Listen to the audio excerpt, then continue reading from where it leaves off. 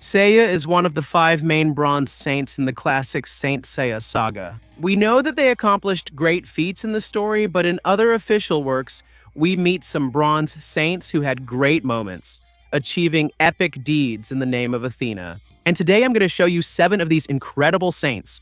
Hello, saints and Amazons. Welcome to the Sempre Quiz Saber channel. I'm Wes. And in today's video, we're going to explore 7 legendary bronze saints that a lot of people end up overlooking.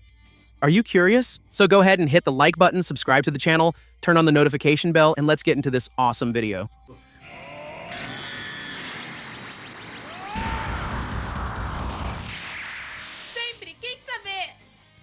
Number 1, Unicorn Yato.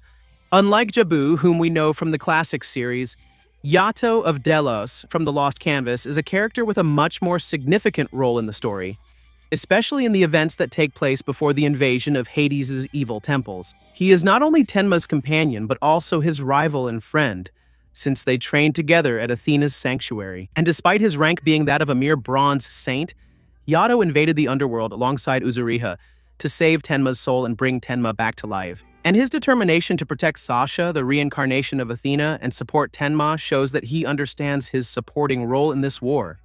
He doesn't seek glory, he seeks peace and justice for humanity. What makes Yato unforgettable is his humanity. He feels fear, he feels the pain of losing his companions, but he never, at any moment, thought about joining Hades or betraying Athena. At the end of his story, Yato completely lost his Cosmo, which forced him to stop being a saint. Thus, the former unicorn lived a peaceful life alongside Uzuriha in Tibet, after the end of the Holy War against Hades. Number 2. Wolf Junkers. Wolf Junkers is the embodiment of hard work and unwavering loyalty to his companions. In Lost Canvas, he is that character who reminds us that war is not only made up of extremely powerful knights or great duels between gods, but also of knights with lesser power who carry out extremely important missions. Junkers is a dedicated bronze saint, and he is responsible for one of the most important missions at the beginning of the final phase of the battle against Hades. We know that the war against Hades is a constant death sentence, and what marks Junkers' story is his sacrifice. He is a leader to his fellow knights of the same rank, being respected even by the gold and silver knights.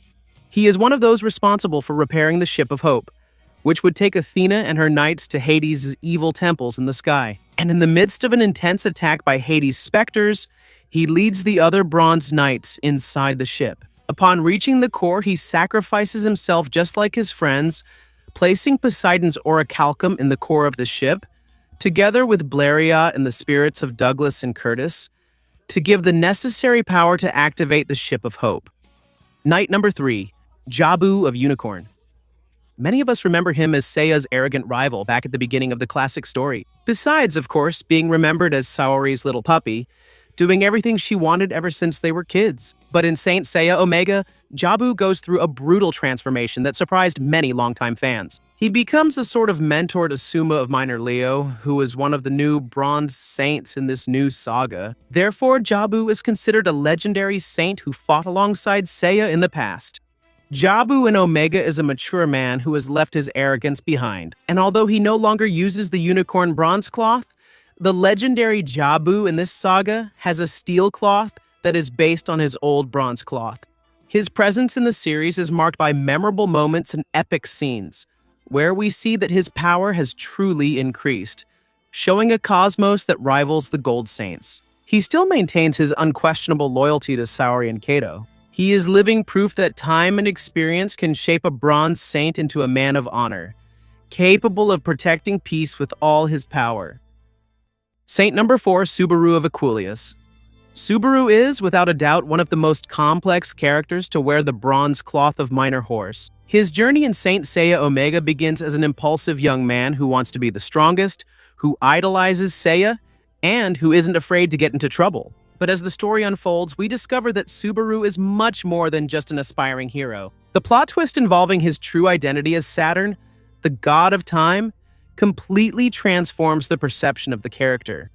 However, what makes Subaru fascinating is his internal conflict. He starts as a steel knight and then obtains the bronze armor, developing bonds with the other knights of Athena. But when his divine nature is revealed, the struggle is not only against evil, but also against his own essence. He is a character who carries a divine burden, but he experienced human friendship and loyalty. At the end of the series, Subaru appears behind Saturn, which confirms that the god has not completely abandoned his human side. He leaves after rebuilding the minor horse armor and leaving the earth in the hands of Athena's knights. Knight number 5, Retsu of Lynx. Retsu of Lynx is a bronze knight from the episode G Saga, which tells the past of the Gold Knights when they were still young and before the appearance of the Bronze Knights from the classic saga. Retsu. In episode G, we follow the story where the Gold Knights are fighting against the Titans. Thus, Retsu of Lynx is a secondary character, being a disciple of Noesis of Triangle. He also has a lot of courage and honor, which leads him to want to avenge his master after his master meets his end in a battle against the Gorgon Uriel. His biggest flaw is his excessive belief that he is a weak knight, due to his lack of confidence, which almost led him to defeat. It is necessary for Iolia of Leo to show that he has great confidence in the boy so that he can reveal his power as a knight and manage to defeat the Gorgon. Knight number 6. Shouko of Minor Horse. Shouko of Equuleus is the protagonist of Saint Exo. Besides inheriting a bronze armor, her destiny revolves around the goddess Eris. In the story, Shouko has to fight against the goddess of discord, who, ironically, is connected to the body of her own sister Kyoko. Kyoko was the former Seiya of Minor Horse, and Shouko was chosen to be the vessel for Eris. However, her older sister takes her place. As the host of the evil goddess, she leaves the bronze armor so that Shouko can fight alongside Athena. Shouko's determination to save her sister and protect Saori is what makes her burn her cosmos beyond its limits. She represents the new generation and has the knight Seiya of Pegasus as her greatest inspiration. She is a warrior who fights with her heart, and that makes her one of the most inspiring bronze knights in history. Knight number 7, Gekki of Bear. And finally, we come to the one who shocked the fan community when he was mentioned in the Saint Seiya episode G Requiem saga, where Gekki of Bear was named by Athena as the new Gold Knight of the Taurus constellation. Yes, my friends, the same Gekki who got beaten by Seiya in the Galactic Tournament turned things around in a way no one could have predicted. In episode G Requiem, it's revealed that Gekki not only became a Gold Knight, but also took on the sacred mantle of Taurus. The armor that was once worn by Aldebaran, one of the most powerful and respected warriors of the Sanctuary, now belongs to Gekki in the episode G Requiem saga. This is recognition that over the years Gekki trained, matured, and refined his cosmos to the level of the 12 elite knights. This is, without a doubt, the ultimate evolution of a knight within Athena's sanctuary.